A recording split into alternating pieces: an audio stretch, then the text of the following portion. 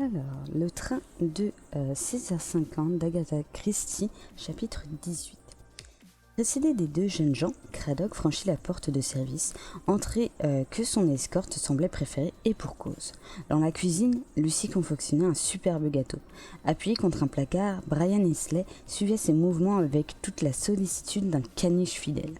« Vous allez procéder à une enquête dans cette pièce même ?» demanda-t-il à l'inspecteur. « Pas exactement. Monsieur Cédric Kentorf est-il visible ?»« Certainement. Vous désirez lui parler ?»« Quelques mots seulement. »« Je vais le chercher. » « Merci, dit Lucy.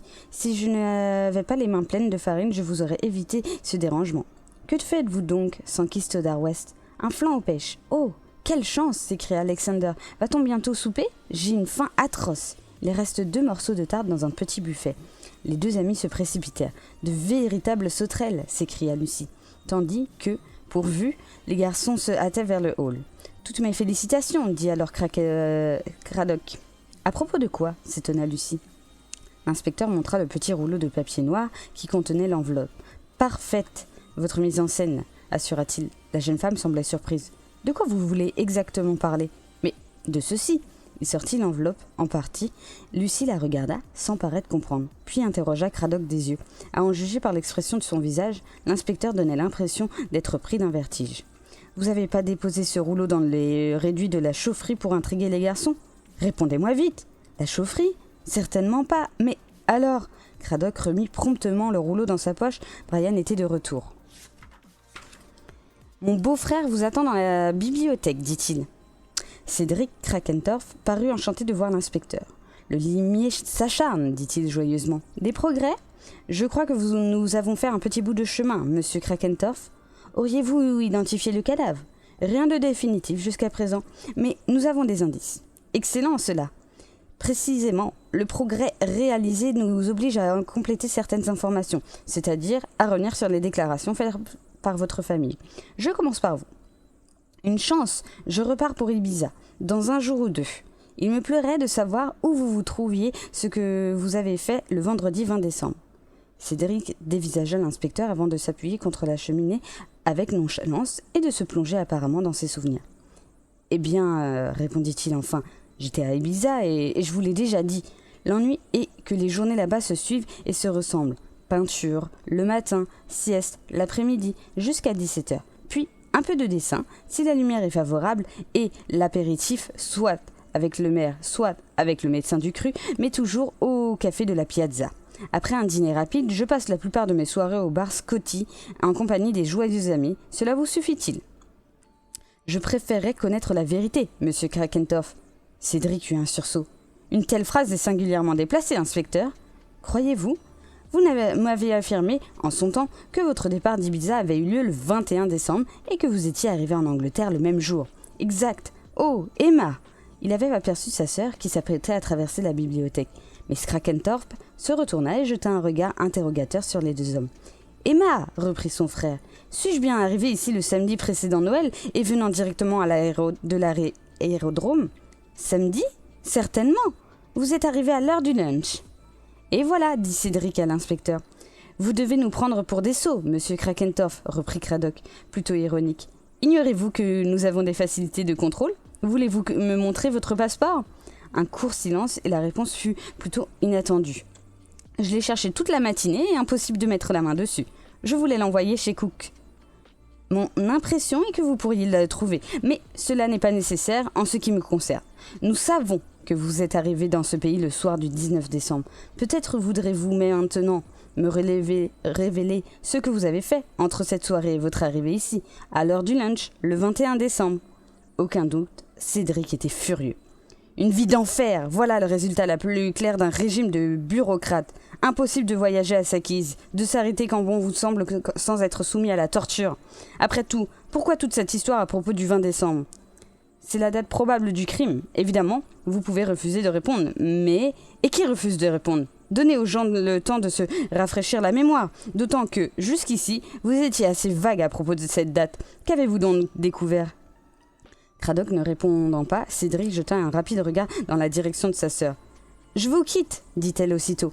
Avant de fermer la porte sur elle, Emma se retourna brusquement. L'affaire est sérieuse, Cédric. Si le 20 est vraiment la date du crime, vous devez donner à l'inspecteur l'emploi exact de votre temps. Le temps de permettre à sa sœur de s'éloigner, et Cédric se décida à parler. Oui, j'ai quitté Ibiza le 19 avec l'intention de faire escale à Paris et d'aller surprendre quelques vieux amis sur la rive gauche. Mais le hasard a voulu qu'à bord de l'avion une très jolie fille ait attiré mon attention. Et nous avons voyagé de concert. Se rendant aux États-Unis, elle projetait de passer 2 jours à Londres. En conséquence, j'ai envoyé à Paris au diable et, dans notre chère vieille capitale, nous sommes descendus à l'hôtel Kingsway. Pour le cas où vos merveilleux espions l'ignoreraient encore, je me suis inscrit sous le nom de John Brown. Pas question de révéler mon identité véritable en de pareilles circonstances. Et le 20 décembre, Cédric esquissa une grimace. Une terrible de bois a suffi pour la matinée. Passons à l'après-midi. Voyons, j'ai baguenaudé, pourrait-on dire. Ah, je me souviens d'une visite à la National Gallery, endroit très respectable s'il en est. Et d'avoir vu ensuite un film, un western qui m'a emballé.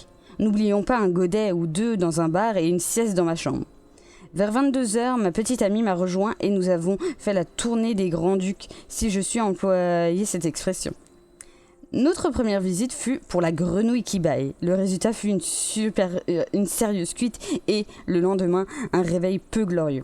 Ma compagne se hâta d'aller prendre son avion, tandis que je me précipitais chez un pharmacien pour absorber une mixture horrible mais efficace. Il ne me restait qu'à prendre le train et à persuader Emma que je venais en droite ligne de l'aérodrome.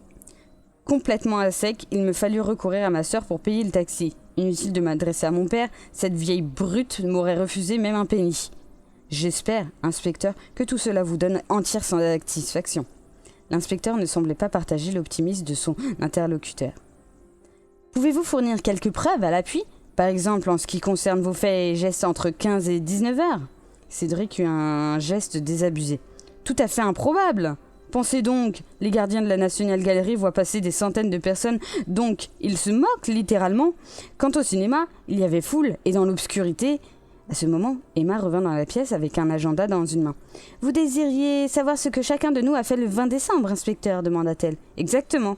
Je viens de consulter la liste de mes propres rendez-vous. Le 20, je me suis rendue à Brackenton pour assister à une réunion sous la présidence de notre pasteur, et à l'issue de laquelle j'ai déjeuné avec Lady Addington au café Cadena.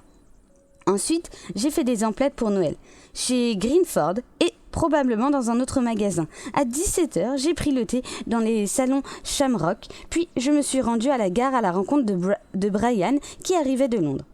À notre arrivée, chez nous, mon père était furieux. Il ne veut pas que je le quitte l'après-midi, mais de temps à autre, je passe outre. Nul ne vous blâmera, Miss Krakentorff, admit Craddock, et je vous remercie.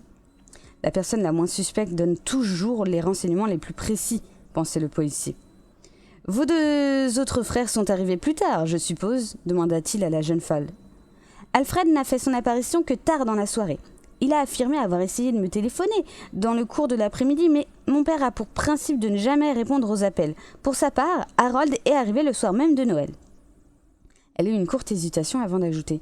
Je suppose qu'il m'est défendu de demander le motif de ces nouveaux interrogatoires. Lentement, Craddock sortit le petit rouleau de sa poche. Du bout des doigts, il en tira l'enveloppe. « N'y touchez pas, je vous prie. La reconnaissez-vous ?»« Ciel !» s'écria-t-elle, bouleversée. « C'est ma propre écriture. Et cette enveloppe et celle qui contenait la lettre que j'ai écrite à Martine. » « Je m'en doutais un peu. »« Mais comment est-elle tombée entre vos mains ? Cette Martine, avez-vous trouvé sa piste ?» Il semble qu'on puisse répondre affirmativement. L'enveloppe a été découverte ici, mais vide. « Dans la maison même ? » ?»« Non, dans une dépendance. »« Donc, Martine est venue dans notre propriété ? Dans ces conditions, elle... Donnez-vous à entendre qu'elle est la femme du sarcophage ?»« C'est probable, Miss Krakentorff, » répondit Craddock comme dans un murmure. Et cela lui parut encore plus probable quand, le retour à Scotland Yard, il trouva sur son bureau un message envoyé de Paris par Armand Dessin. L'une des danseuses des bals de Maritsky a reçu une carte postale d'Anna Stavinska. Apparemment, l'histoire de la croisière était vraie. A.S. fait un séjour à la Jamaïque et affirme s'en donner à cœur joie.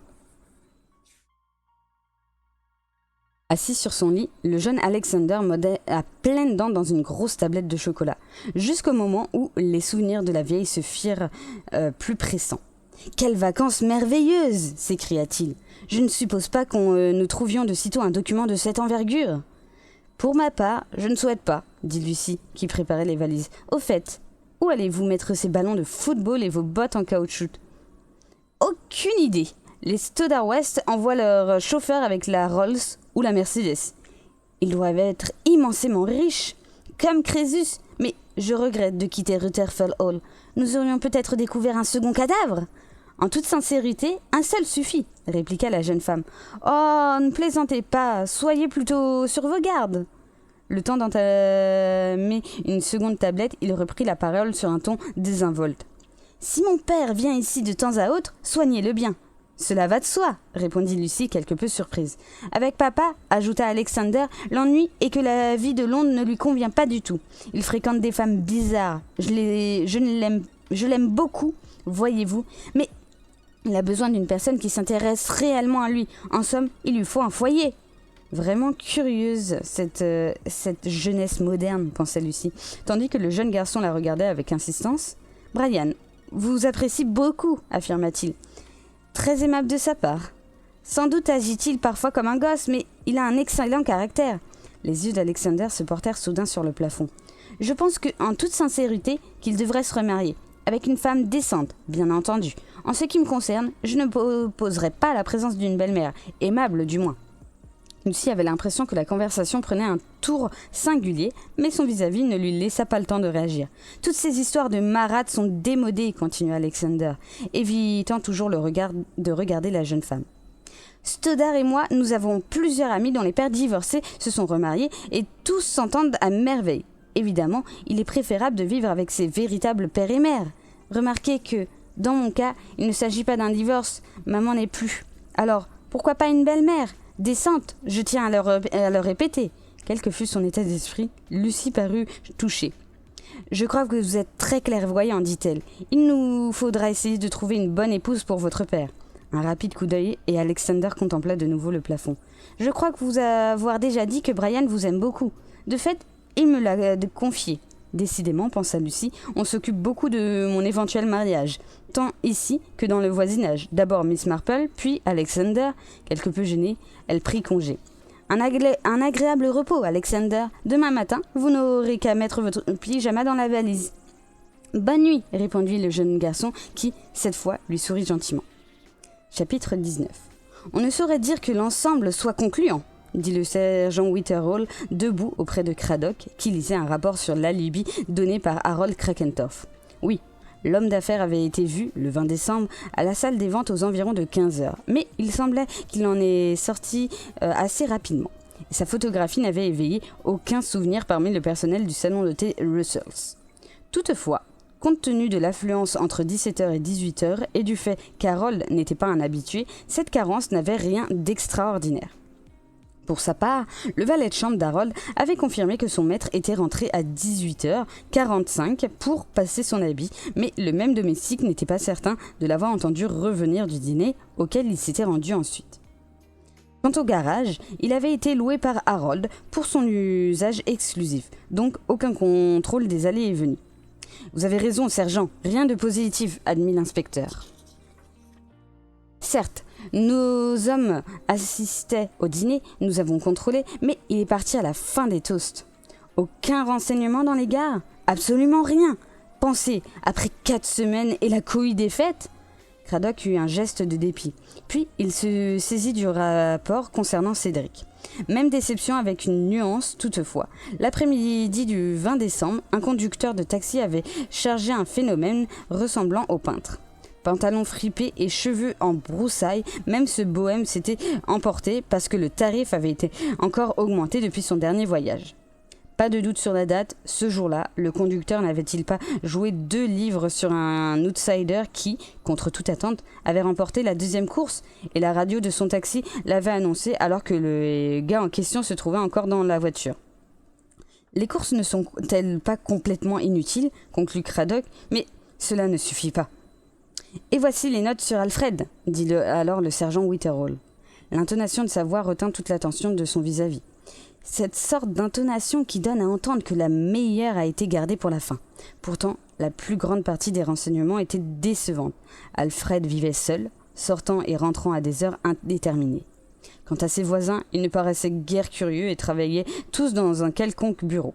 Ils étaient donc absents de chez eux dans la journée. Cependant, Witherall indiqua du doigt les 2 derniers paragraphes.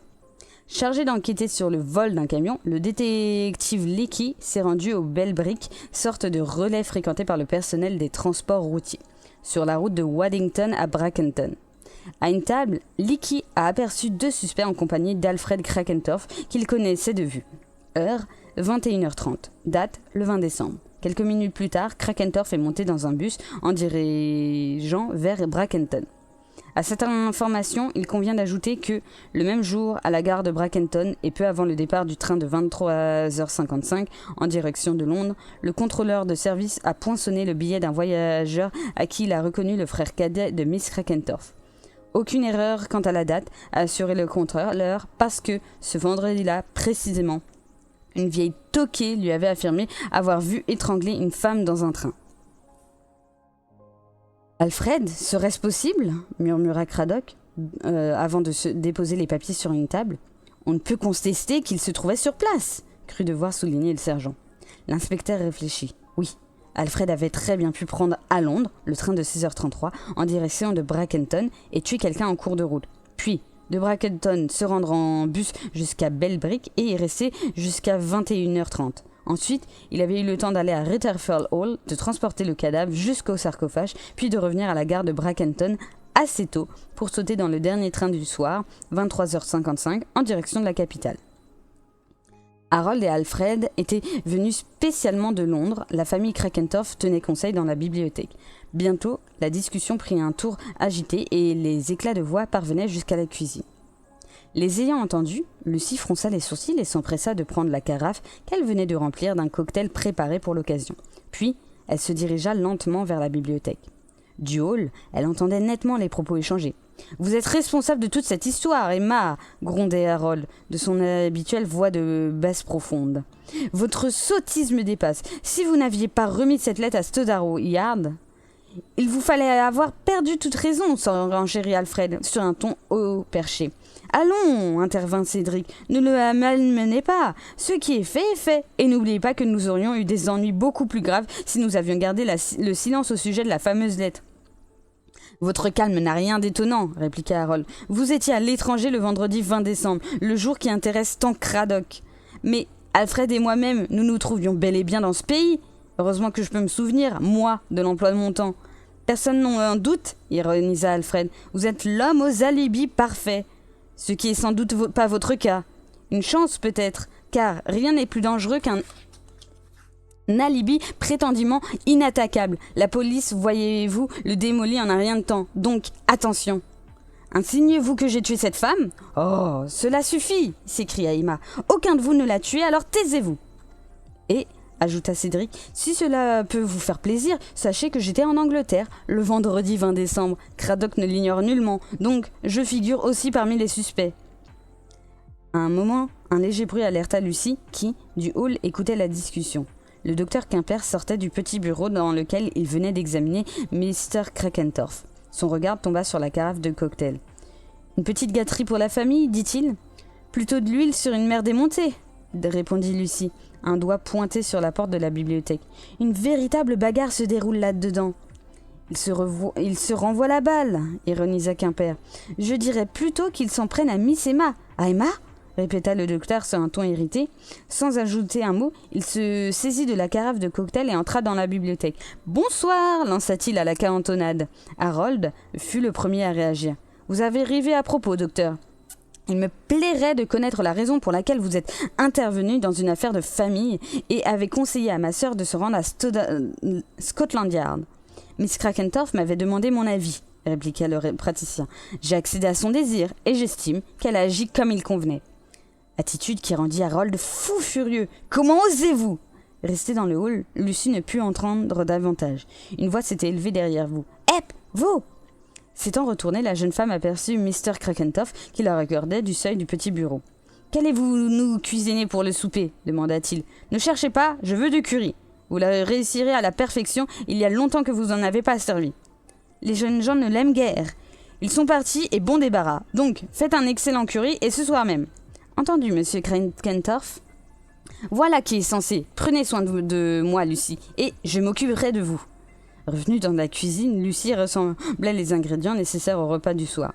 Quand la porte du hall claqua et de la fenêtre, la jeune femme vit le docteur Quimper qui courrouçait regagner sa voiture à grands pas. Quelques instants plus tard, Lucie épluchait des champignons. De temps à autre, un soupir lui échappait. L'absence d'Alexander et de son camarade se faisait sentir.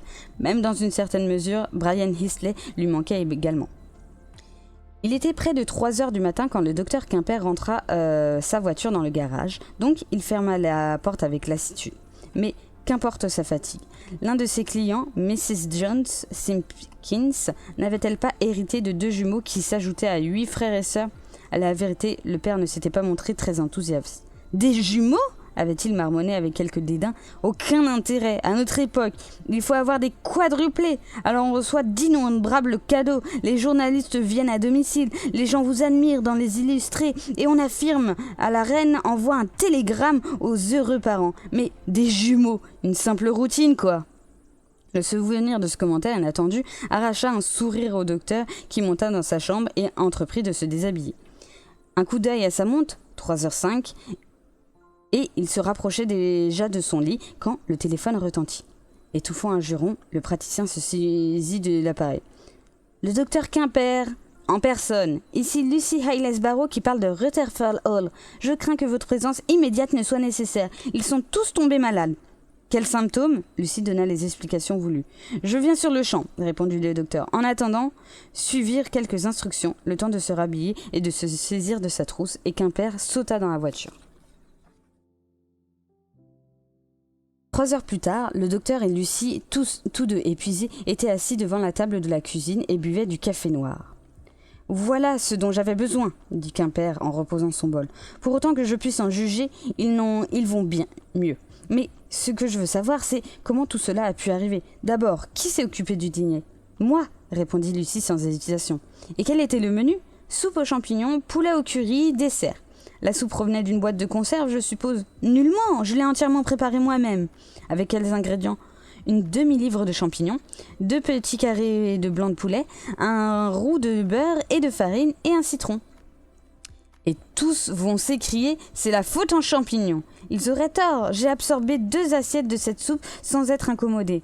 En effet, cela ne m'a pas échappé. Lucie réagit. Si vous donnez à entendre que je ne donne rien à entendre, vous êtes une femme très intelligente, seriez-vous en train d'imiter les autres et de gémir dans votre lit si les soupçons que vous m'attribuez étaient fondés. Continuez plutôt notre examen. Après la soupe est venu le poulet au curry. En avez-vous mangé ? Non. La personne qui prépare un tel plat n'a pas le désir de le savourer. L'odeur du curry l'a déjà comblé. Et que reste-t-il du repas ? Un peu de curry et de soupe dans des bols. Je les emporte. Ah, avant de partir, il me faut revoir mes malades. Après cela, j'espère que vous pourrez les surveiller jusqu'à l'arrivée de la nurse et que je vais envoyer à la première heure avec toutes mes instructions. Lucie hésita avant de poser une question. Ou il s'agit d'aliments toxiques, ou nous avons affaire à une tentative d'empoisonnement. Quelle est votre impression ? Dans un pareil cas, un médecin ne doit pas se contenter d'une impression. Il lui faut avoir une certitude, et tout dépend de l'examen des aliments. Entre-temps, soignez tout spécialement 2 personnes. D'abord, Emma, il ne faut pas que son état s'aggrave. Sa voix trahissait une vive émotion.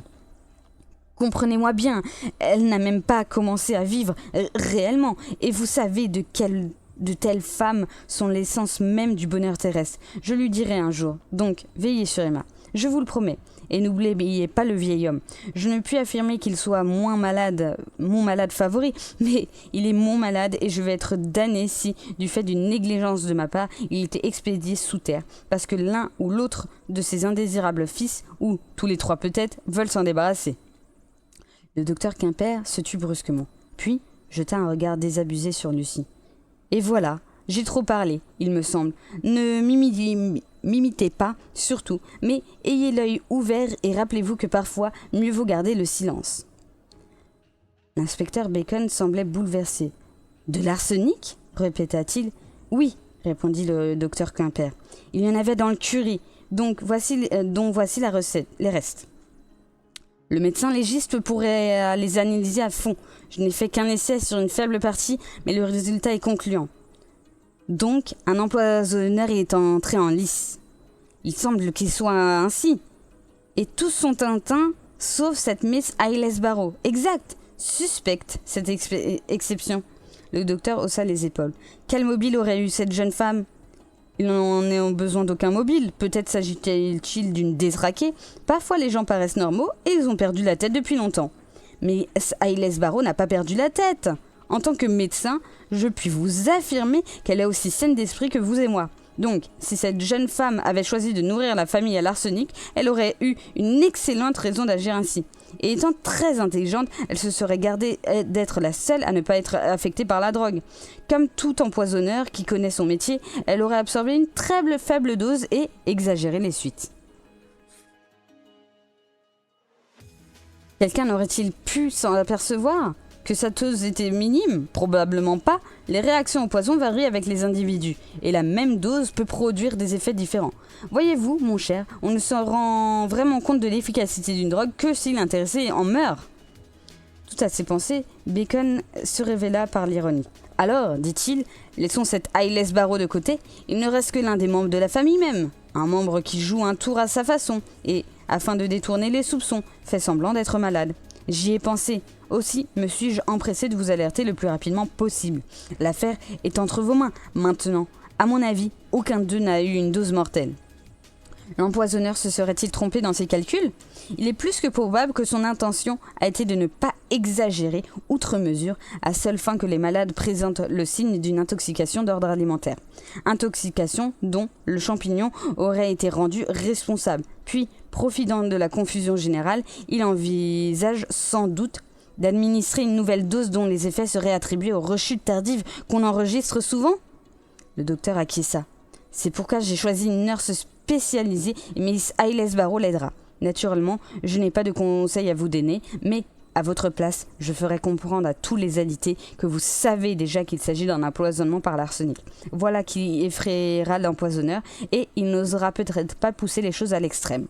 Soudain, le téléphone retentit sur le bureau de Bacon. L'inspecteur se saisit de l'appareil. « Hello ! Oui, passez la communication. L'inspecteur Bacon vous écoute. Quoi ? Une rechute grave ? Le docteur Quimper est auprès de moi, je vous le passe. Quimper à l'appareil, je comprends. Continuez vos soins aux autres. Nous arrivons dans un instant. » Il reposa l'écouteur et s'épongea le front. « De qui s'agit-il » demanda Bacon. « D'Alfred. Et il est mort. » Chapitre 20. Dans son petit bureau de Scotland Yard, Cradock s'agitait devant le téléphone. De Brackenton, Bacon venait de l'informer du tour pris par les événements à Rutherford Hall. « Alfred !»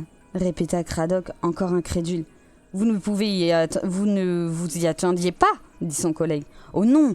En fait, je le soupçonnais d'être l'étrangleur du train. »« Non, sans raison. Le contrôleur s'était souvenu de son passage et il semblait bien que nous tenions le coupable. » Un moment de silence s'ensuivit. « Vous m'avez dit qu'une nurse était de service, reprit Cradock. Elle a donc relâché sa surveillance ? On ne peut pas la blâmer. Miss Ailes Barrow était rompue de fatigue et a pris un court repos. Entre-temps, la nurse a dû s'occuper de 5 malades. Luther, Krakentorff, Emma, Cédric, Harold et Alfred. Comment les surveiller tous en même temps ? D'autant que le père s'était montré très exigeant. La nurse est restée assez longtemps auprès de lui pour le calmer. Après quoi, elle s'est rendue à la cuisine, puis a répondu à un nouvel appel du vieux avant de porter à Alfred une tasse de thé. Il l'a bu, et vous connaissez le résultat. Une nouvelle dose d'arsenic ? Sans doute. Il eût pu s'agir d'une simple rechute, mais Quimper et le médecin légiste ne le pensent pas. Je suppose qu'Alfred était bien celui qu'on entendait tuer. Le doute que trahissait le ton sur lequel cette phrase avait été prononcée intrigua Bacon au plus haut point. Sans doute voulez-vous dire que la mort d'Alfred ne sert les intérêts de personne, alors que celle du vieux Krakentorff serait la bienvenue. Il est possible qu'il y ait eu une erreur. Quelqu'un a pu croire que le breuvage était destiné au père et jeter la drogue dans la théière.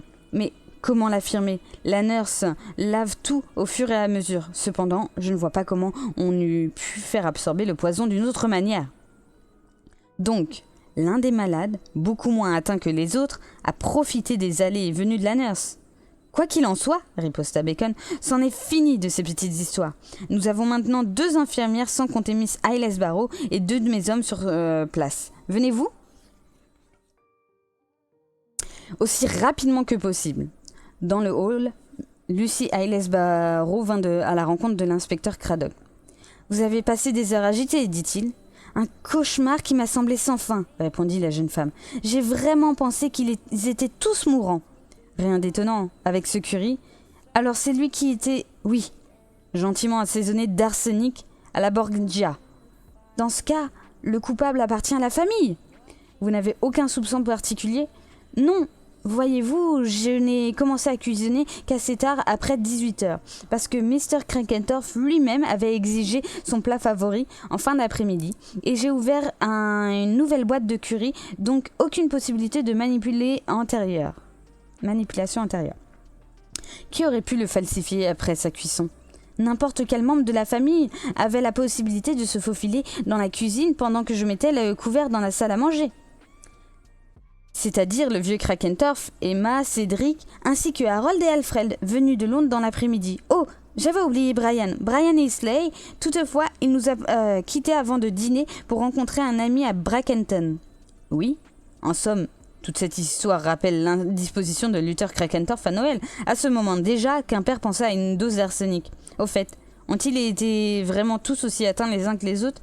Mr. Crakentorf semblait le plus malade.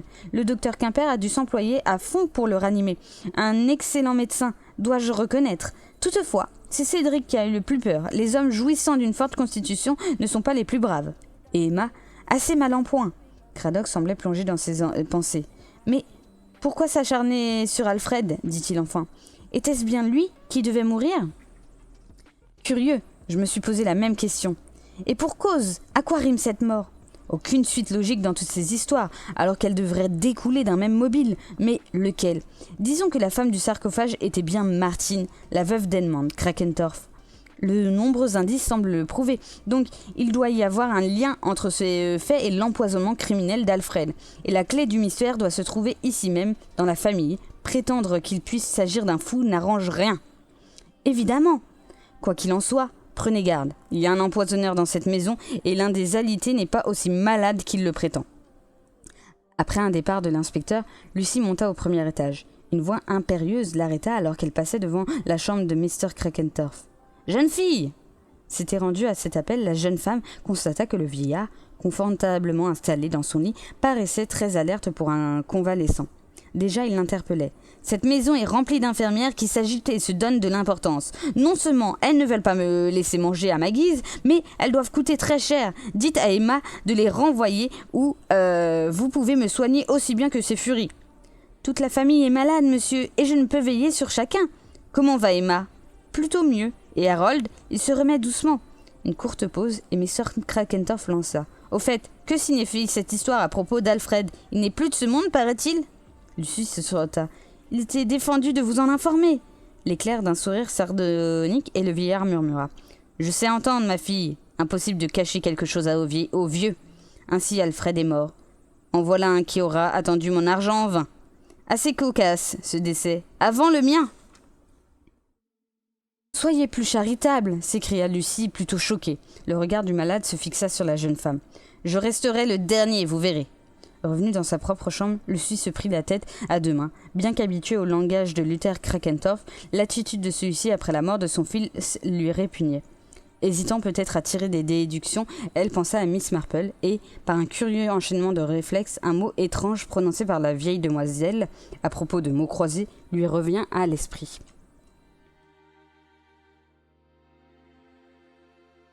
Aussi se saisit-elle de son dictionnaire après avoir lu la définition du mot « tontine ». Elle resta immobile pendant un instant. « Je ne vois pas la raison de votre visite, » dit le vieux de docteur Morris. « Cependant, » répondit l'inspecteur Craddock, « vous avez soigné la famille Crakentorf pendant de nombreuses années. Oui, je les ai tous connus, mais... Inspecteur, j'espère que vous n'avez pas pris à la lettre les propos de ce fou de Quimper. Comme tous les jeunes, il fait du zèle. Il s'est fourré dans la tête que quelqu'un s'efforce d'empoisonner Luther Crakentorf. Une idiotie, du mélo tout pur. Il a déjà eu des crises gastriques et je l'ai soigné. Oh, Elles n'ont pas été fréquentes et ce ne fut jamais grave. Le docteur Quimper ne partage pas votre avis. Il semble que penser, mauvais pour un docteur de trop penser. Et après tout, je suis capable de déceler l'arsenic quand il y en a.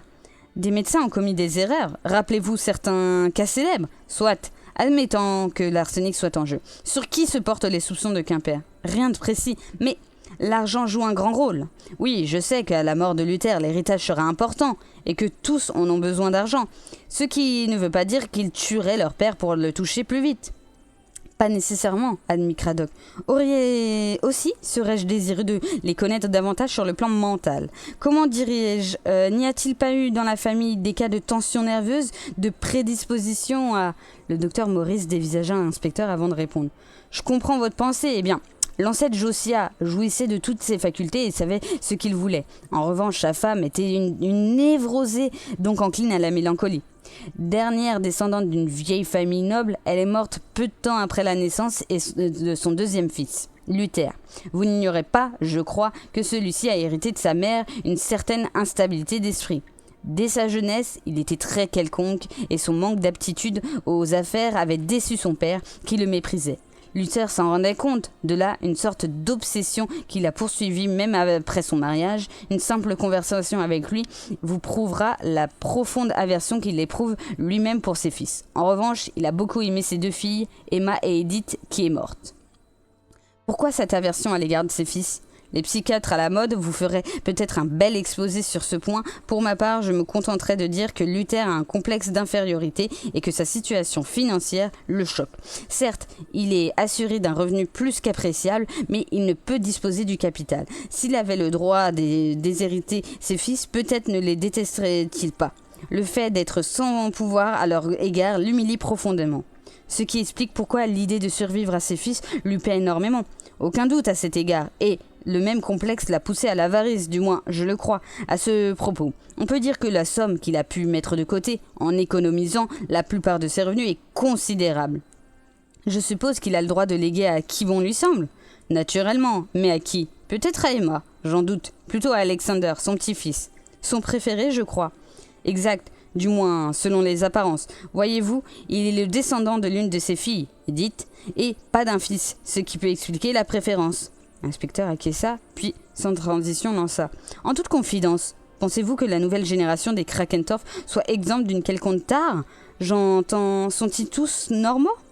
Je vous vois venir, répliqua calmement le docteur Morris. Mes impressions se résument à ceci. Cédric relève de la catégorie des excentriques. On peut ajouter que c'est un révolté de naissance. Évidemment, je n'affirmerai pas qu'il est tout à fait normal, mais mon cher inspecteur, on pourrait-on trouver un homme parfaitement normal? Harold, lui, est de ceux qui se cantonnent dans l'orthodoxie. Celle de son milieu, s'entend. On ne saurait le qualifier d'affable. Il représente le type d'homme d'affaires bien élevé, certes, mais toujours à l'affût de gros bénéfices. Quant à Alfred, il a toujours donné l'impression d'avoir un méfait sur la conscience, le suspect perpétuel, mais pas à sa mémoire. Et Miss Krakentorff? Oh, une gentille fille, calme, simple. Toutefois, il n'est pas facile de connaître ses pensées. Cette jeune personne les extériorise rarement. Et croyez-moi, elle a plus de caractère qu'on ne le croirait à la première vue. Vous avez connu Edmund, l'aîné, qui a été tué pendant la guerre, je pense. Certes, le meilleur du lot. Avez-vous entendu parler de son mariage ou de son projet de mariage avec une Française? J'en ai l'impression, mais cela remonte loin. Au début de la guerre, je crois. Exactement. Peut-être aurait-il regretté cette union avec une étrangère s'il avait survécu. Cradock eut un léger sursaut. Il serait plus exact de dire que la mort de sa femme l'aurait bouleversé. Le docteur Morris ne cherche pas à dissimuler sa surprise. Aussi, l'inspecteur lui révéla-t-il tous les détails de l'affaire du sarcophage et que tous portaient à croire que la femme étranglée était la veuve d'Edmund. Extraordinaire! Plutôt un roman policier que la réalité, inspecteur. Mais je ne vois pas le rapport avec les empoisonnements à l'arsenic, à Rutherford Hall. Le tout se lie, peut-être. Si les mobiles sont approfondis, il est possible que, poussé par la cupidité, une certaine personne entend s'approprier la grosse part de l'héritage de Josiah Krakentorff. Folie, répliqua le vieux docteur. Pensez au fabuleux prélèvement du fisc. Chapitre 21. De bonnes heures, ce matin-là, Lucie prit un plateau et se rendit dans la chambre de Mr. Krakentorff. L'accueil ne fut pas encourageant. « Que m'apportez-vous » grogna le vieillard. « Un consommé et une crème. »« Au diable, remportez-le tout. J'ai dit à la nurse que je voulais un beefsteak. »« Ordre du docteur Quimper. Je me sens très bien et je me lèverai dès demain. Et les autres ?» Monsieur Harold est déjà rétabli et il rentre à Londres dans les 24 heures. Bon débarras. Et Cédric, aucun espoir de son départ dans les Baléares. Il reste ici jusqu'à nouvel ordre. Dommage. Pourquoi Emma ne vient-elle pas me voir? Elle est encore alitée. Certaines femmes ne pensent qu'à se soigner. Mais vous, ma fille, vous êtes forte, toujours alerte et courant d'une chambre à l'autre. Je prends de l'exercice, semble-t-il. Oh, je n'oublie pas ce que je vous ai confié, et vous en aurez la preuve, tôt ou tard. Emma n'agira pas toujours à sa guise. Et n'écoutez pas ceux qui prétendent que Krakentorff est un avare. Je prends soin de mon argent, voilà tout. J'ai mis de côté une jolie liasse, et je sais exactement ce que j'en ferai le moment venu. Déjà, il la regardait avec insistance. Mais, ignorant la main qui avançait dans sa direction, Lucie sortit en toute hâte. Le plateau suivant fut pour Emma. « Merci, Lucie, dit Miss Krakentorff. Je me sens mieux ce matin, et j'ai faim. Mais, ma chère, je suis très ennuyée à propos de votre tante. Vous n'avez certainement pas eu le temps d'aller la voir. Hélas, non. Eh bien, téléphonez-lui. Les personnes âgées s'inquiètent beaucoup quand elles sont privées de nouvelles. Très aimable à vous. » De fait, les événements n'avaient pas permis à Lucie de penser à Miss Marple. Elle se promit de l'appeler après avoir apporté son petit déjeuner à Cédric. Confortablement assis dans son lit, le peintre de la famille passait son temps à écrire. « Hello !» s'écria-t-il à l'entrée de la jeune femme. « Quelle mixture m'avez-vous encore apporté? Je voudrais envoyer la nurse au diable. Quelle drôle d'habitude est la sienne de m'appeler nous. Et comment sommes-nous ce matin? Avons-nous bien dormi? Oh, nous ne sommes pas raisonnables. » Il imitait à la perfection la prononciation raffinée de la garde-malade. « Vous me semblez très gai, » dit Lucie. « Que faites-vous donc, avec tous ces papiers étalés sur votre couverture? »« Des plans. Je ne veux pas être pris au dépourvu quand le vieil homme partira pour son dernier voyage. Cette propriété a une grande valeur et je ne sais pas encore si je la vendrai. La maison même conviendrait pour une clinique ou pour une école. Peut-être liquiderai-je la moitié du parc. Qu'en pensez-vous ? » « Rutherford Hall ne vous appartient pas encore, répliqua Lucie, plutôt sèchement. « Mais j'en serai le propriétaire, un jour ou l'autre. N'oubliez pas que, depuis la mort d'Edmond, je suis l'aîné, et si je vends l'argent restera un capital, je ne veux aucune rente. De cette façon, pas d'impôt sur le revenu. Pensez à un capital que je pourrais dépenser. Je croyais que vous méprisiez la fortune. » Naturellement, j'en ai été privé. La seule attitude digne que peuvent assumer les pauvres. À propos, qu'a donné l'enquête sur la mort d'Alfred? Rien. L'affaire est ajournée. La police a des doutes, et ces empoisonnements en série suffisent pour mettre la puce à l'oreille à tous ceux qui vivent dans cette maison. Mieux vaut faire très attention à vous, ma chère. Je le sais. Dès sa sortie de la chambre, Lucie téléphona à Miss Marple. Je suis navrée de ne pas avoir pu vous rendre visite, mais j'ai un travail de fou. Je m'en doute. En outre, on ne peut rien faire pour le moment. Il nous faut attendre. Attendre quoi exactement? Elspeth McKellickedy doit revenir de Ceylan sous peu. Je lui ai écrite de prendre l'avion aussitôt que possible, prenant soin de souligner qu'il s'agissait d'un devoir impérieux. Ne craignez-vous pas qu'entre-temps, il y ait encore un décès? Je ne pense pas. Mais sait-on jamais, quand on a affaire à des criminels endurcis, des obsédés peut-être? Je sais qu'à notre époque, on a tendance à attribuer nombre de crimes à l'obsession, mais je ne suis pas de cet avis. Trop facile en vérité. Revenue dans la cuisine, Lucie prépara rapidement son déjeuner, puis s'installa dans le petit bureau attenant à la salle à manger. Son repas était à peine terminé quand la porte s'ouvrit brusquement et Brian Heasley fit son apparition. « Bonjour !» dit la jeune femme. « Je ne m'attendais pas à votre visite. »« Je le suppose. Et comment va la famille ? » ?»« Mieux. Harold nous quitte demain. » « Que pensez-vous de cette affaire? S'agissait-il vraiment d'arsenic? » ?»« De toute évidence. Mais les journaux sont muets. Peut-être la police a été très discrète. Elle se réserve pour le bon moment. Je me demande qui a pénétré dans la cuisine pour empoisonner les mets. N'oubliez pas que je suis moi-même suspecte puisque j'ai préparé le fameux curry. Brian eut un sursaut et se prit à dévisager la jeune femme. En fait, celle-ci savait qu'aucun méfait n'avait été commis pendant la cuisson, puisqu'elle n'avait pas quitté la cuisine avant de mettre le couvert. Donc, la seule personne susceptible d'être intervenue à ce moment-là ne pouvait être que l'un des convives réunis dans la salle à manger. Brian avait repris ses esprits. « Et pourquoi seriez-vous suspecte? Je veux dire, pourquoi auriez-vous eu recours à un poison? Vous n'avez aucun intérêt dans les affaires de la famille. » Lucy se contenta de débaucher un sourire. « Mais, reprit Brian, j'espère que vous n'en voulez pas d'être revenu à l'improviste. Nullement. Avez-vous l'intention de faire un séjour ici ? Cela me serait un réconfort. Voyez-vous, je suis sans emploi pour le moment et l'inaction ne vaut rien pour moi. Cependant, je crains d'importuner. »« Oh, votre belle-sœur seule pourrait objecter. » De ce côté, je n'ai aucune crainte. Emma s'est toujours montrée compréhensive à mon égard. À sa façon, elle n'est pas très expansive et, parfois, elle a des idées noires. Rien d'étonnant à la vie à Rutherford Hall n'est pas folâtre et les exigences de Mr. Krakentorff découragent les plus optimistes. Il est regrettable qu'Emma ne soit pas mariée. Trop tard, maintenant, je suppose.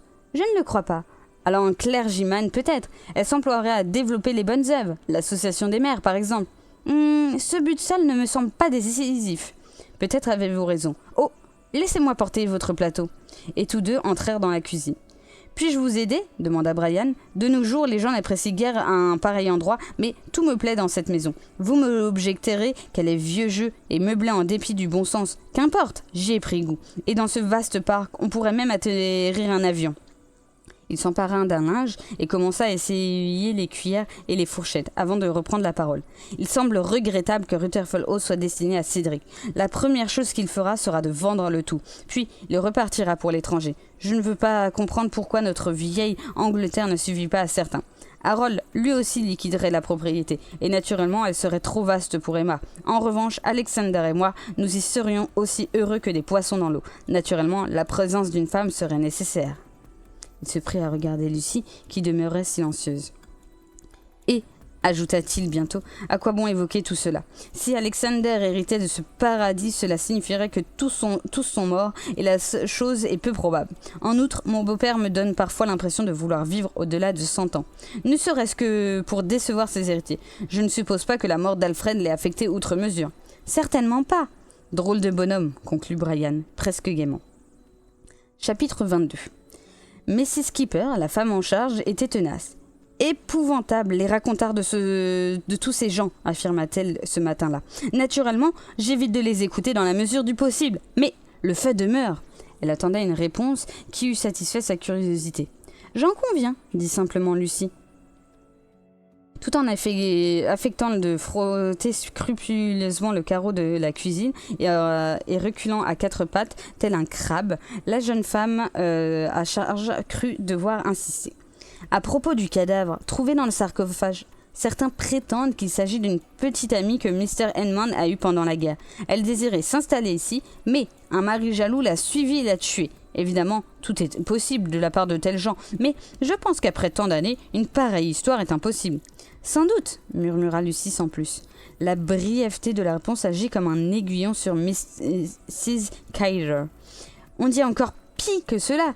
Par exemple, j'ai entendu raconter que Mr. Harold avait épousé une femme en France et qu'elle a découvert son deuxième mariage avec Lady Alice. Menacé de chantage, Mr. Harold n'a eu qu'une ressource, l'étrangler.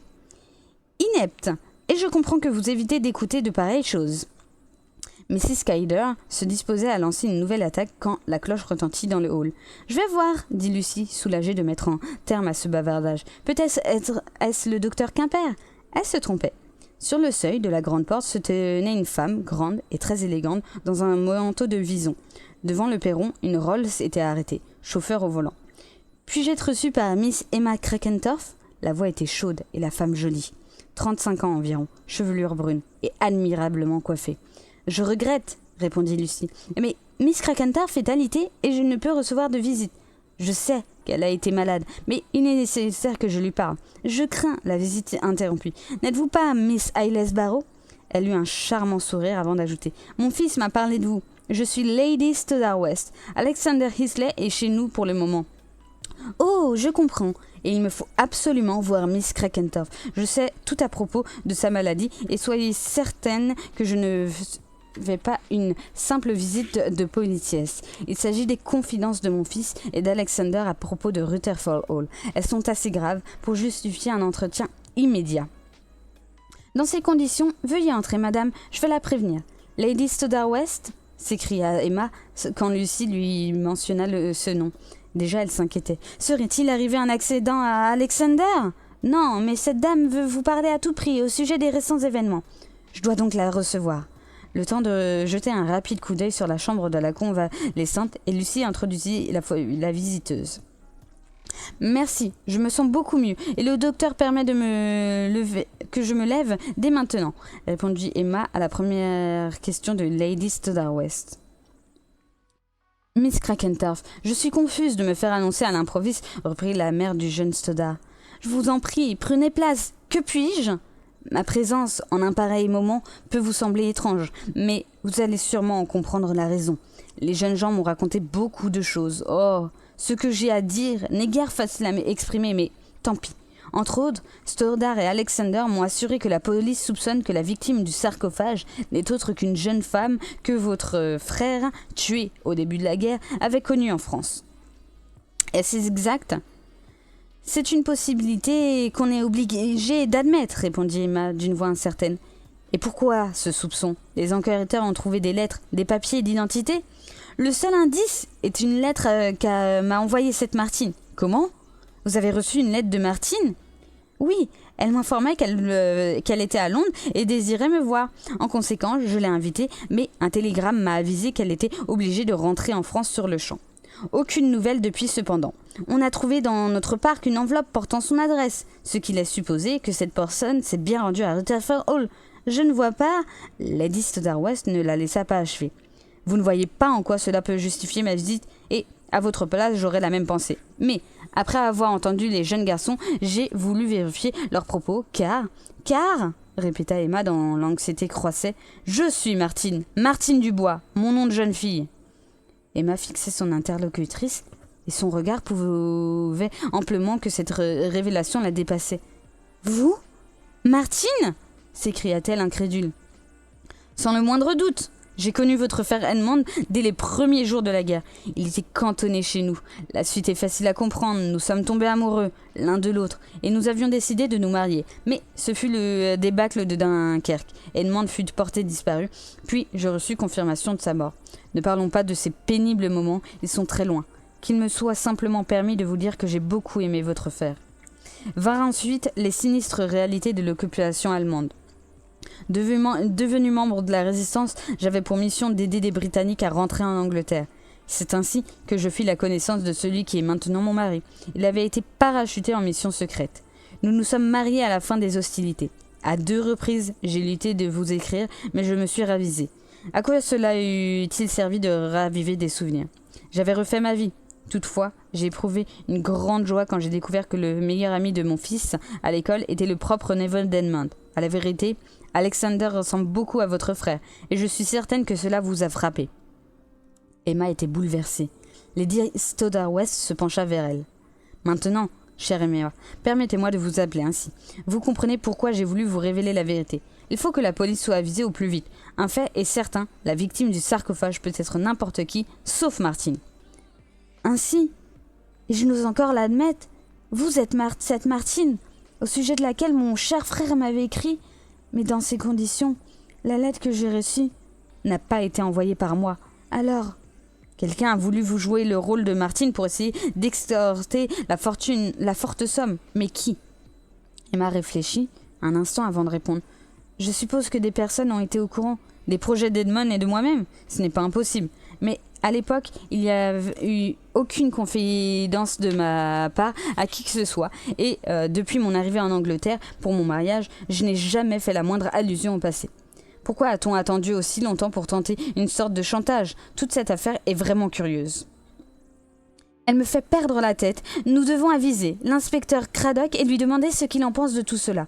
Les traits d'Emma s'adoucirent et ses yeux exprimaient une certaine sympathie quand elle ajoutait « Quoi qu'il en soit, je suis heureuse de vous connaître. Et moi de même, Edmond m'avait souvent parlé de vous. Il vous portait une vive affection.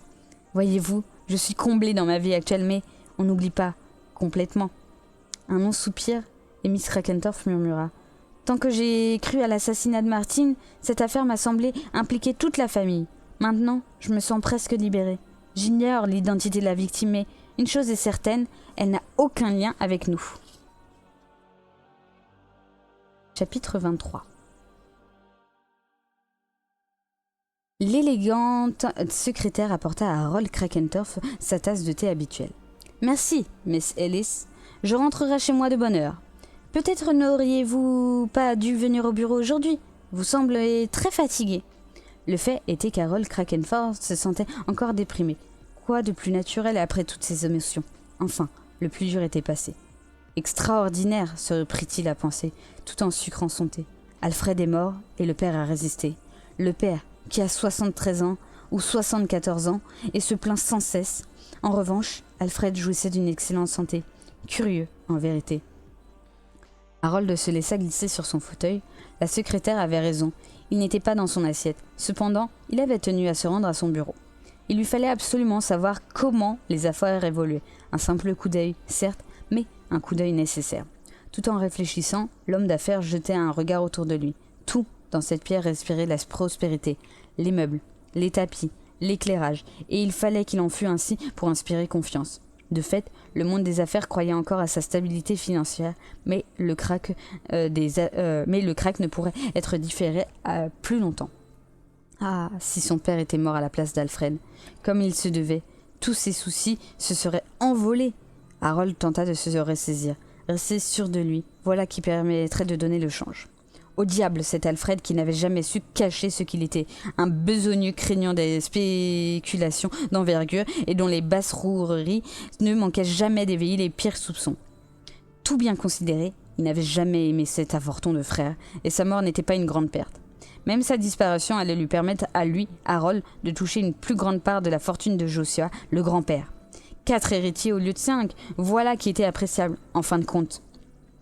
Cette pensée ranima Harold. Il se saisit de son chapeau et de son pardessus. Mieux valait prendre quelques repos pendant un jour ou deux. Le temps de se remettre complètement d'aplomb, Darwin, son valet de chambre, l'accueillit sur le seuil de son domicile. « Lady Alice vient d'arriver, dit-il. » Un moment, Harold le regarda sans comprendre, puis il se souvint. « Eh oui, il avait oublié que sa femme rentrait du Midi de la France. » Une bonne chose, se rappelle, car il lui était indécent de paraître surpris. À la réflexion, cela n'aurait pas une grande importance. Son épouse, ni lui-même, ne se faisait d'illusions sur les sentiments qu'ils éprouvaient à l'égard l'un de l'autre. Peut-être l'aimait-elle encore. Après tout, il n'aurait pu exprimer une opinion à cet égard. À tout prendre, Lady Alice avait été une source de grande déception. Certes, sa famille et ses relations avaient eu leur utilité, mais pas autant qu'Harold le désirait. Ils s'étaient mariés avec l'espoir d'avoir des enfants qui auraient profité des titres de noblesse et de l'entourage de leur mère. Il n'y avait eu aucune descendance. Le couple vieillissant dans la monotonie, aussi, Alice avait-elle pris l'habitude de faire des séjours chez des amis et de passer une partie de l'hiver sur la Riviera française. Déplacement qui leur convenait à tous deux. Le temps de se composer un visage et Harold pénétra dans le grand salon. « Heureux de vous revoir, ma chère, dit-il à Alice, installée dans un fauteuil. J'aurais voulu vous accueillir à la descente du train, mais les affaires m'ont retenu et je suis rentrée le plus rapidement possible. Comment vont les choses à Saint-Raphaël ?» Mince, avec une chevelure blond roux, un nez busqué et des yeux couleur noisette, sans expression, elle répondit de cette voix affectée et monotone qui est, dit-on, l'une des caractéristiques de l'aristocratie britannique. Oui, Saint-Raphaël était toujours aussi plaisant et elle avait fait un bon voyage. Bien que la traversée de la Manche eût été mouvementée, quant à la douane, à Douvres, elle était toujours insupportable. Pourquoi n'avez-vous pas pris l'avion? Cela eût tout simplifié. Sans doute, mais je n'aime pas les traversées aériennes. Elles me portent sur les nerfs. Elles permettent de gagner du temps. Lady Alice Krakentorff réprima un sourire. Peut-être pensait-elle que son seul souci était de chercher à passer le temps et non pas à en gagner. « À propos, dit-elle, le télégramme envoyé par Emma m'a inquiétée. Vous êtes très malade ?» Oui, répondit Harold, mais je suis rétabli. Mon émotion était d'autant plus grande que j'avais lu dans ce journal qu'une famille entière avait été empoisonnée par des aliments avariés. Les réfrigérateurs sont parfois dangereux. Les gens l'oublient. Possible. Un instant, Harold fut tenté de révéler la cause de la maladie. L'arsenic. Mais l'attitude impassible de sa femme l'en dissuada. Dans le monde d'Alice, pensa-t-il, il n'y a pas apparemment aucune place pour l'empoisonnement par une telle drogue. La haute société se contente de lire les reportages des gazettes et des crimes de ce genre, différence de milieu sans doute. L'arsenic avait joué un grand rôle chez les Krakentorff. Dans sa chambre, Harold se reposa pendant près de 2 heures avant de passer son habit pour le dîner, en tête-à-tête avec Alice. À table, la conversation se borna aux habituelles platitudes jusqu'au moment où sa femme interromput des considérations anodines sur des amis communs. Il y a un petit paquet pour vous sur la table du hall, dit-elle. Puis, changeant brusquement de sujet, elle ajouta. Il me revint qu'à Saint-Raphaël, on m'a dit que le cadavre d'une femme avait été trouvé à Rutherford Hall. Je suppose qu'il y a 2 propriétés portant ce nom. Erreur, ma chère, il s'agit bien de la nôtre. Le cadavre se trouvait dans une dépendance. Vraiment, Harold? Je suis surprise. Une telle découverte chez votre père, et vous ne m'avez rien dit? Je n'ai pas encore eu l'occasion de vous relater la chose, et cette affaire était plaisante. Naturellement, aucun rapport avec la famille. Mais nous avons reçu la visite de la police à plusieurs reprises. Très ennuyeux. Ont-ils trouvé le coupable? Pas encore. Quelle sorte de femme était la victime? On l'ignore. Il s'agissait d'une Française. Oh, une étrangère, dit-elle avec un certain dédain. Après le repas, Harold alla prendre le petit paquet dont sa femme lui avait parlé, puis passa dans le salon où Alice l'attendait. Assis en face d'elle, il ouvrit le paquet qui contenait une boîte recouverte de l'étiquette du pharmacien de la famille à Brackenton. Au-dessus de l'adresse était écrit « Prendre 2 comprimés au coucher ». Harold parut étonné. Les comprimés qui se trouvaient à l'intérieur de la boîte étaient similaires à ceux qui lui avaient été prescrits après son empoisonnement à Rutherford Hall. Cependant, Quimper lui avait assuré avant son départ qu'il n'avait plus aucune idée puisqu'ils étaient guéris. « Qu'avez-vous, cher ?» s'enquit Alice. « Vous paraissez soucieux. » C'est à propos de ces comprimés. Le docteur m'avait pourtant dit de ne plus en prendre. Peut-être. Avez-vous mal entendu? Ne vous aurait-il pas conseillé au contraire de continuer de les prendre? C'est possible, répondit Harold sans grande conviction. Sa femme semblait le regarder avec curiosité. Souvent, il se demandait ce qu'elle pensait exactement, mais impossible de lire quoi que ce fût dans son regard. Ses yeux évoquaient les fenêtres ouvertes d'une maison vide. L'avait-elle simplement épousée en raison de ses succès d'homme d'affaires et parce qu'elle était lasse de la pauvreté de sa famille, des aristocrates ruinés? Si tel était le cas, elle n'avait pas eu à se plaindre. Une splendide auto, un hôtel particulier et des voyages à loisirs. Puis, la pensée de Carole se reporta une fois de plus sur l'héritage du grand-père. Unique, ce testament qui les obligeait à danser sur une corde, pour ainsi dire, et son père, le vieux Luther, qui ne se décidait pas à quitter ce monde. Sûrement, il ne pouvait vivre éternellement. Sinon. Et Harold se sentit encore plus fatigué. Alice ne le quittait plus des yeux, et leur terne regard accentuait le malaise de son mari. « Je crois que je vais aller me coucher, » dit-elle soudainement. « N'oubliez pas que je viens de faire ma première sortie. »« Excellente idée. Je suis certaine que le docteur vous a conseillé de vous ménager. » Les docteurs donnent toujours ce conseil. Et pensez à prendre vos comprimés. Elle lui tendit la boîte qu'il avait déposée sur une petite table. Dans sa chambre, Harold fut pris d'un léger vertige. Oui, il avait besoin d'un reconstituant. Sans hésiter, il se saisit de 2 comprimés et les avala. Chapitre 24. Maudite affaire! Personne n'aurait pu l'embrouiller mieux que moi, dit Dermost Cradock, maussade à souhait. Il était assis dans un fauteuil, bras ballants et jambes allongées, attitude qui choquait quelque peu dans un petit salon encombré de bibelots. À la vérité, l'inspecteur donnait l'impression d'un homme las, découragé à bout d'arguments même. De sa voix apaisante, Miss Marple s'efforça de le réconforter. « Vous avez agi avec discernement, mon cher ami, et j'ai laissé empoiser toute une famille. Alfred Krakentorff est mort, puis Harold l'a suivi dans la tombe. Que diable se passe-t-il dans cette damnée maison? Voilà ce que mon fameux discernement devrait me permettre de savoir. » Pour Harold, demanda Miss Marple, il s'est bien agi de comprimés contenant un poison? Pas le moindre doute. Procédé aussi diaboliquement qu'expéditif, ces comprimés avaient la forme et le poids de ceux qui avaient été prescrits à la victime immédiatement après l'empoisonnement. Dans la boîte même se trouvait une note tapée à la machine à prendre selon l'ordonnance du docteur Quimper. Or, celui-ci n'a pas donné l'ordre de renouveler ce médicament. Et, par surcroît, le couvercle portait l'étiquette du pharmacien de la famille qui ignore tout de l'envoi de la boîte. Pour cause, elle a été subtilisée à Rutherford Hall. À Rutherford Hall? En êtes-vous absolument certain? Oui. Nous avons procédé à une enquête approfondie. La dite boîte n'est autre que celle qui contenait initialement les pilules sédatives d'Emma. Emma? Nous avons révélé ses empreintes ainsi que celles de la nurse et du pharmacien qui, à défaut des comprimés d'Harold, avait bien préparé des pilules de Miss Krakentorff. Aucune trace d'autre empreinte. L'expéditeur des comprimés était prudent. De quel poisson s'est-il servi? D'aconite, cette fois-ci. Cradock émit une sorte de grognement, puis il crut devoir s'excuser.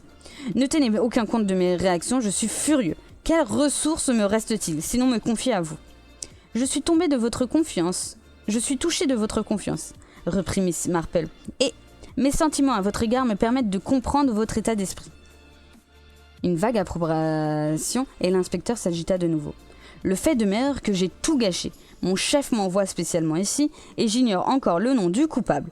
Impossible de faire la lumière sur le sort d'Alfred et de Harold. Par surcroît, je n'ai aucune idée de l'identité de la femme du sarcophage. À un moment, j'ai cru que l'identité de cette Martine allait nous permettre sur la voie, et voilà que la femme qui a porté réellement ce nom n'est autre que Lady Stoddard West. Aucun coup de massue. Anasta Vinsta n'a absolument rien à voir avec le crime. Rien à voir? Est-ce prouvé? Étonné, Craddock dévisagea son interlocutrice. « Souvenez-vous de la carte envoyée de la Jamaïque, dit-il. » La vieille demoiselle hocha la tête.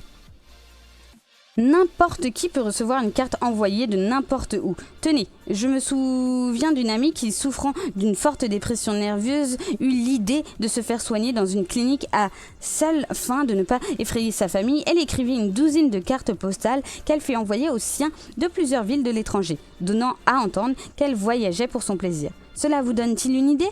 L'inspecteur hocha la tête. La vérité est que j'aurais ordonné une enquête approfondie sur l'origine de la carte si le cas Martin ne m'avait pas semblé résoudre le problème. Trop facilement, peut-être. Vous êtes sévère, répliqua Craddock, mais serrons plutôt les faits de près. Lady Stoddard West n'ayant pas écrit cette lettre signée Martin Krakentorff, une autre personne s'en est chargée. Une personne qui prétendait être Martin et allait essayer de toucher la forte somme. D'accord. N'oublions pas que l'enveloppe de la lettre qu'Emma a expédiée à l'adresse donnée par la soi-disant Martine et où l'a-t-on découverte sinon à Rutherford Hall même. Donc, la personne qui l'a reçue a dû se rendre dans cette propriété. Un instant, je vous prie. La femme étranglée n'est pas venue à Rutherford Hall, interrompit la vieille demoiselle. Pas vivante en tout cas, puisque son cadavre a été jeté hors du train. La présence de l'enveloppe prouve simplement que l'assassin lui a pénétré dans le domaine des Krakentorff, disant qu'en fouillant sa victime, il a trouvé ladite enveloppe et qu'il s'en est saisi. Puis, pressé de s'enfuir, il l'a laissé tomber par mégarde, ou, je me le demande maintenant, s'agit-il vraiment d'une négligence? Que voulez-vous dire? Rassemblez vos souvenirs. L'inspecteur Bacon, d'abord, vos propres assistants, ensuite, ont sûrement poussé leurs recherches à fond dès l'alerte donnée. Ils n'ont rien trouvé. C'est plus tard que l'enveloppe a été ramassée dans le réduit où se trouve la chaufferie. En effet, nos enquêteurs avaient déjà mis ce réduit sans dessus-dessous, sans résultat. Pourtant, le vieux jardinier a l'habitude d'y rassembler chaque jour tout ce que les gens jettent un peu partout. Donc, cette enveloppe n'a pas été jetée sur le champ et sa découverte tardive a permis à Alexander et à Stoddard West de vous la remettre. Insinuez-vous que quelqu'un est intervenu dans ce but? Je me le demande. Tout compte fait, il était facile de se douter des endroits que les jeunes gens allaient successivement inspecter. Je suis porté à croire que cette enveloppe vous a également incité à oublier Anasta Vinsta. Selon vous, cette femme serait... Disons seulement que quelqu'un a dû s'alarmer quand vous avez ouvert une enquête à son sujet et que ce quelqu'un a agi en conséquence. Craddock devenait nerveux. Tenons-nous-en au fait de base, à savoir qu'une personne X entendait jouer le rôle de Martine et que pour une quelconque raison, elle y a renoncé. Pourquoi? Point capital! Essayons de trouver une réponse. On envoie à Rutherford Hall un télégramme annonçant que Martine est obligée de rentrer immédiatement en France. Ensuite, le même on prend ses dispositions pour voyager dans le même train qu'une inconnue et l'étrangle en cours de route. Une inconnue? Pas tout à fait, la réalité me paraît plus simple. Qu'insinuez-vous? S'écria Craddock. Savez-vous, oui ou non, quel rôle jouait la femme étranglée et qui était-elle? La vieille demoiselle soupira. Donner une réponse catégorique me semble difficile. Entendez par là que, si j'ignore encore certains détails, en revanche, la situation de famille au moment du crime semble se préciser. Vous me comprenez? Craddock rejeta brusquement sa tête en arrière. Pas du tout, avoua-t-il. Son regard s'est emporté vers la fenêtre. Il eut un sursaut. Oh! Voici votre Lucie à Hillsborough. Dans ces conditions, je me retire. Mon amour-propre a été mis à dure épreuve et, cet après-midi, et le spectacle d'une jeune femme absolument sûre d'elle-même me serait trop pénible. Eh bien, nous reprendrons cette conversation un peu plus tard, conclut Miss Marple. Chapitre 25. J'ai cherché le mot tantine dans le dictionnaire, dit Lucie, après l'échange habituel de brèves formules de politesse. Voilà qui me surprend guère, répondit Miss Marple, sans se départir de son calme. Et qu'avez-vous trouvé? Ceci, Lorenzo Tonti, banquier italien, a imaginé en 1653 une sorte de mutuelle qui permet de réversibilité des parts des souscripteurs décédés au profit des survivants. Cette décision peut être s'appliquer à l'affaire de Rutherford Hall et je suis certaine que vous l'avez pensé même avant la mort d'Alfred et d'Harold. La jeune femme se prit à marcher le long en large dans le salon, sans but apparent, son visage était impénétrable. Brusquement, elle mit un terme à sa promenade en zigzag. « Je suppose qu'un testament de ce genre eût tenté le diable. N'est-il pas conçu en des termes tels que le dernier survivant encaisserait le tout ? Cependant, la part de chacun était déjà impressionnante et aurait dû satisfaire tous les bénéficiaires. » Le malheur est, interrompit Miss Marple, que la cupidité finit souvent par l'emporter. Oh, les gens ne pensent pas d'emblée à commettre un crime, et en cette suggestion les ferait frémir d'horreur. D'abord, on se réjouit de l'idée qu'une somme rondelette assurera votre avenir. Puis, un beau jour, on se rend à penser que si on était le seul bénéficiaire, les choses iraient encore mieux. Peu à peu, la tentation grandit. Et c'est ainsi que 3 crimes sont commis. D'abord la femme qui jouait le rôle de Martine, dans le but d'obtenir une part d'héritage. Ensuite Alfred et Harold. En somme, il ne reste que 2 suspects, Cédric et Emma. Emma ne semble pas à un homme grand et brun. Je parle de Cédric et de Brian Weasley. Ce dernier n'est pas brun. D'accord, mais l'autre jour, un silence. Je vous en prie, insista Marple. Confiez-vous à moi, vous me paraissez nerveuse. Eh bien, après sa visite à Miss Krakentorff, Lady Stodarwest se préparait à monter en voiture quand elle s'est retournée vers moi et m'a demandé qui était cet homme brun de haute taille qu'elle avait entrevu sur la terrasse au moment où elle était arrivée à Rutherford Hall. Tout d'abord, je ne compris pas de qui il pouvait s'agir, Cédric étant encore alité. Aussi, lui demandai-je, d'instinct, vous ne voulez pas parler de Brian Weasley ? Et, à grande surprise, elle s'écria « Oui, je me souviens de lui. C'est bien le chef d'escadrille Isley. Le groupe de résistants auquel j'appartiens l'a caché en France pendant l'occupation et son physique n'est pas de ceux qu'on oublie. Je voudrais lui dire quelques mots, mais nous n'avons pas pu le rejoindre. » Impassible, Miss Marple écoutait. Et un peu plus tard, ajouta Lucie, je me suis décidée à l'observer. Il était debout dans le jardin, me tournant le dos, et je vis ce qui aurait déjà dû me frapper. À savoir que, même s'ils sont assez clairs de nature, les cheveux d'un homme peuvent paraître foncés, à quelque distance, quand ils se sont recouverts de l'un de ces produits destinés à vaincre des mèches rebelles. En conséquence, il est possible d'affirmer en toute certitude que Brian n'est pas l'homme que votre amie, Mrs. McKellickedy, aperçut dans le fameux train.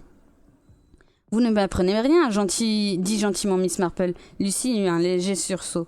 Je suppose qu'aucun détail ne vous échappe, dit-elle amèrement. M'occupais-je de cette sorte d'affaire dans le cas contraire ? Je l'admets, mais je ne comprends pas quel intérêt aurait eu Brian à... Je veux dire que la part d'héritage irait à Alexander, son fils, et que lui-même ne pourrait en disposer facilement. À moins qu'Alexander ne meure avant sa majorité. Alors, horrifiée, Lucie s'écria. Qu'insinuez-vous ? Aucun père ? Je comprends vos sentiments, ma chère, mais tout est possible sur cette terre. J'ai connu une femme qui a empoisonné 3 de ses enfants pour essayer de toucher une assurance. Puis, une autre dont la fille et le fils sont morts presque subitement, alors qu'elle-même prétendait souffrir d'une intoxication. Naturellement, elle était coupable. Toujours l'argent, mais ne... Vous tourmentez pas outre mesure, Elspeth McKellickedy sera bientôt auprès de nous. Et comment ne serais-je pas tourmentée ? Je me suis prise d'intérêt pour la famille Krakentorff. Je sais combien votre comportement à son égard est délicat, d'autant que vous vous êtes profondément attaché à 2 de ses membres pour des mobiles différents.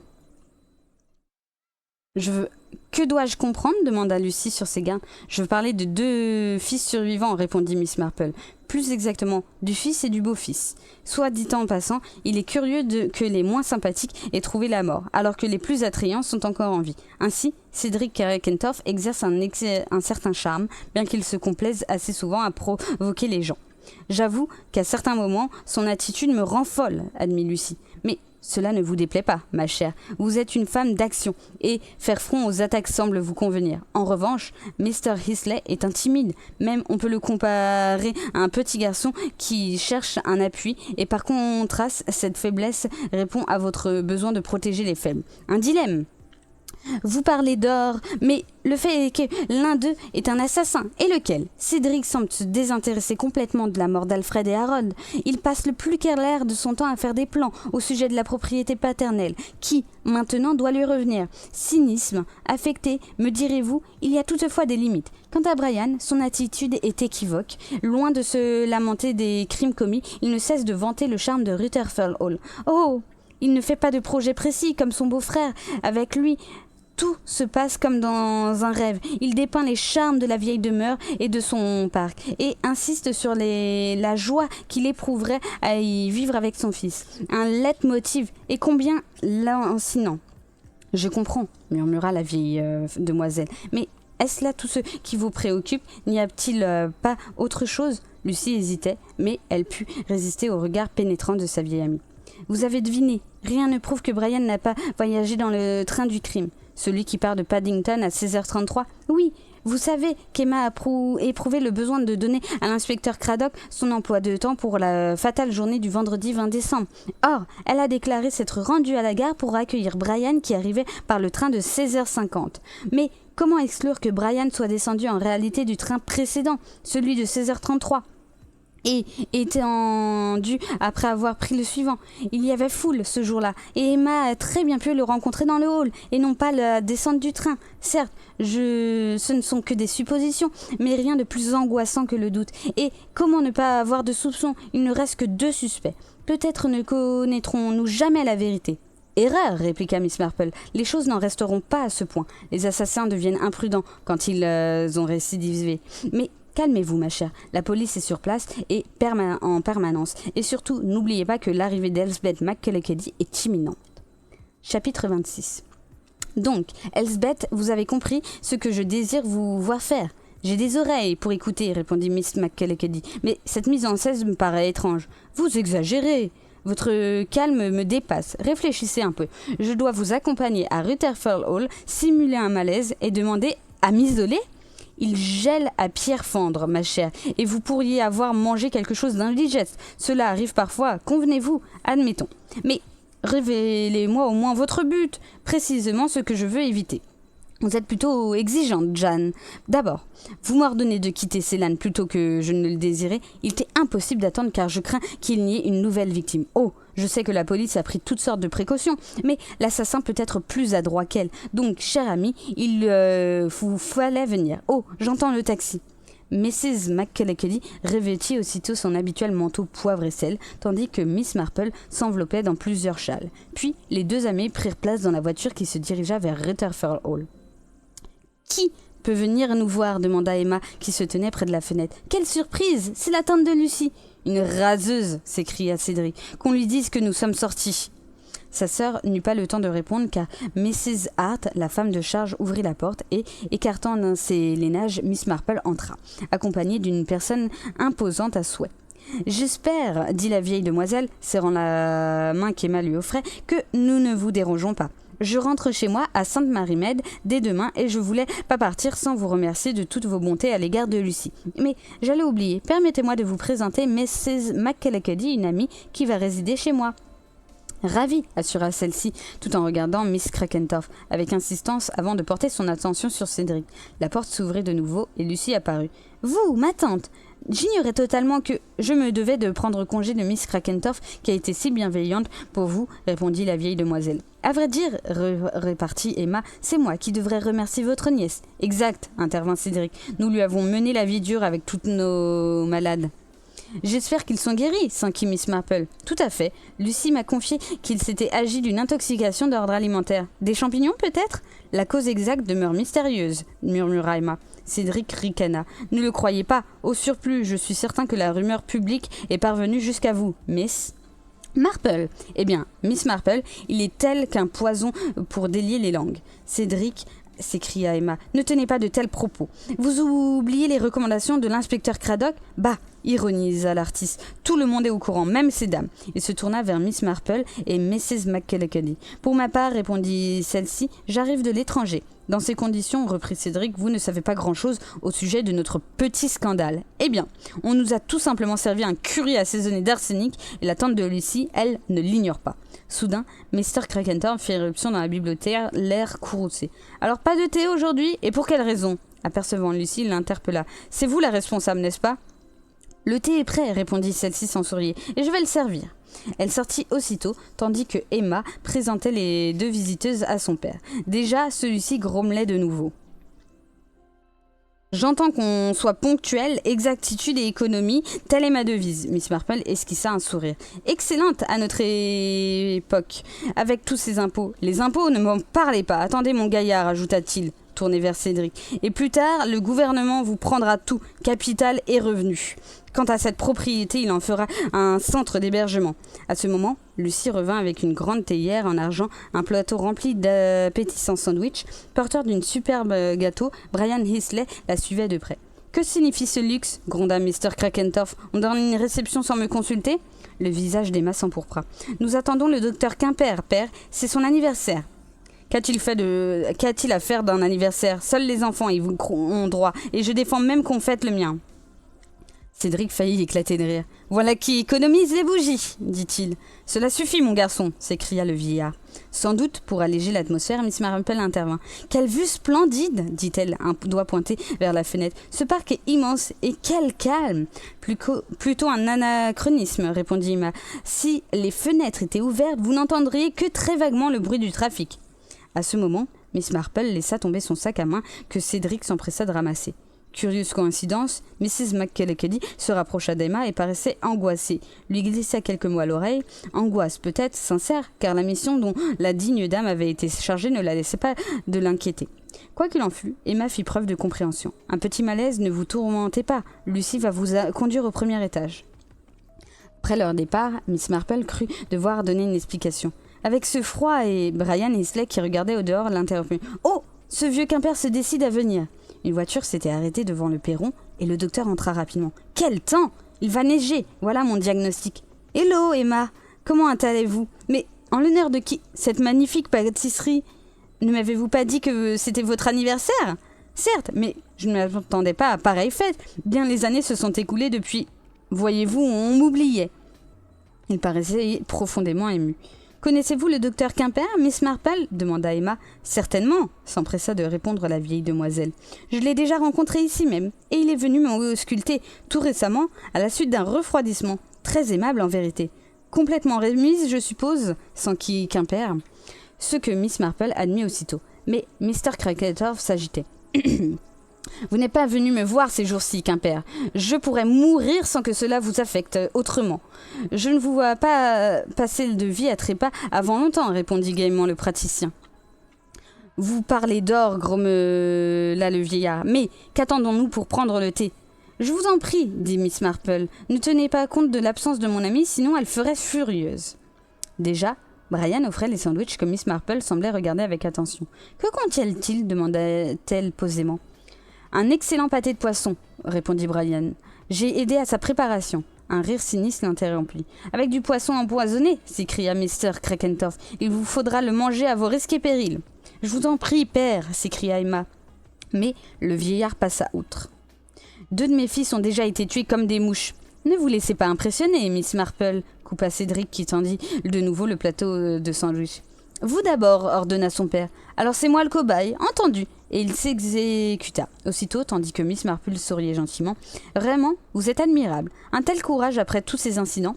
Puis, elle imita Cédric. Soudain, elle eut un sursaut, s'efforçant de reprendre son souffle. Une arrête, murmura-t-elle d'une voix haletante. Là, dans ma gorge. Quimper se leva d'un bond et se saisit de sa trousse dans laquelle il choisit un petit objet en métal avant de demander à la vieille demoiselle d'ouvrir largement la bouche. Avec une rapidité toute professionnelle, il s'affairait dans la gorge de l'accidenté quand Mrs. McKellicoe revint dans la pièce, suivie de Lucie. À la vue du tableau qui s'offrait à sa vue, Miss Marple renversait sur sa chaise, tandis que le docteur lui tenait le cou. La dame poussa un cri. « C'est lui! C'est l'homme du train !»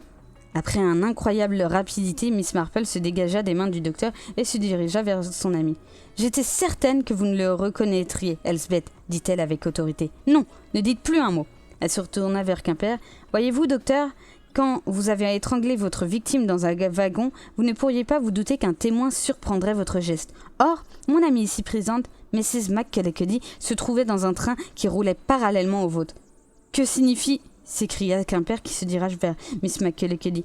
Déjà, Miss Marple s'interposait entre eux. « Il n'y a qu'une signification, cette dame vous avait reconnu et elle en fera serment devant le juge. Il est plutôt rare, ajouta-t-elle rapidement, qu'un tiers assiste vraiment à un crime. Habituellement, les dépositions portent sur des faits accessoires que l'accusation lie les uns aux autres. Dans votre cas, aucun doute, des yeux ont vu. » Cramoisi, Quimper ne put que hurler. « Vieille toquée !» Il se disposait à se jeter sur la vieille demoiselle quand Cédric le saisit par les épaules. « Ainsi, c'est vous l'infernal assassin ?» dit-il en se secouant sans ménagement. « À vrai dire, je n'avais jamais éprouvé une grande sympathie à votre égard, mais du diable, si pareil soupçon me serait venu. Et... » Un léger bruit l'interromput. Cradock et Bacon faisaient leur entrée. « Docteur Quimper, dit gravement Bacon, je dois vous avertir qu'à partir de ce moment... »« Qu'ai-je à faire de votre avertissement ?» rugit l'interpellé. « Pensez-vous vraiment que quelqu'un puisse donner créance aux élubrications de ces deux folles ?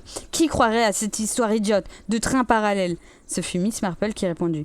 Espèce McKellickedy a pris soin d'aviser la police dès le 20 décembre et elle a donné tous les détails voulus sur l'assassin. Reprenant son souffle, Quimper essayait de se ressaisir. « Et pourquoi aurais-je éprouvé le besoin de tuer une femme totalement inconnue ?»« Il ne s'agit pas d'une inconnue, répondit Cradock. Elle était votre femme. » Chapitre 27. Comme je l'avais prévu, dit calmement Miss Marple, il s'est agi du plus adroit des crimes auxquels peuvent avoir recours les hommes qui veulent se débarrasser de leurs femmes. Étonnée, Miss McKellickedy regarda tout autour de son ami et l'inspecteur Cradock. « Peut-être daignez-vous me mettre enfin au courant, dit-elle. Miss Marple s'empressa de lui donner satisfaction. Quimper entrevoyait la possibilité d'épouser une riche héritière, en l'occurrence Emma Crakentorff. Un écueil, toutefois, il était déjà marié. Certes, les deux époux vivaient séparément, mais la femme refusait le divorce, ce qui confirme les informations obtenues par l'inspecteur Cradock sur Anna Stavinska. Elle avait un mari de nationalité britannique et elle était catholique pratiquante. Ne voulant pas prendre le risque de devenir bigame, le docteur ne vit qu'une issue, se débarrasser de sa conjointe. Le plan consistait à la tuer dans un train, puis à cacher son cadavre dans le sarcophage d'un vieux musée était habile. Encore plus habile fut la tactique mise en œuvre par le coupable pour lier le crime aux dissensions de la famille Crakentorff. Avant l'affaire du train, il avait déjà pris ses dispositions à seule fin qu'Emma reçut une lettre supposée avoir été écrite par Martine. Cette Martine, Kenman Crakentorff avait affirmé vouloir épouser. Comment Quimper le savait-il ? Demanda Mrs. McKellickedy. Emma lui avait fait de nombreuses confidences au sujet de son frère et plus tard, Quimper n'hésita pas à lui conseiller de les révéler à la police. Ne voulait-il pas que Martine passât pour la victime ?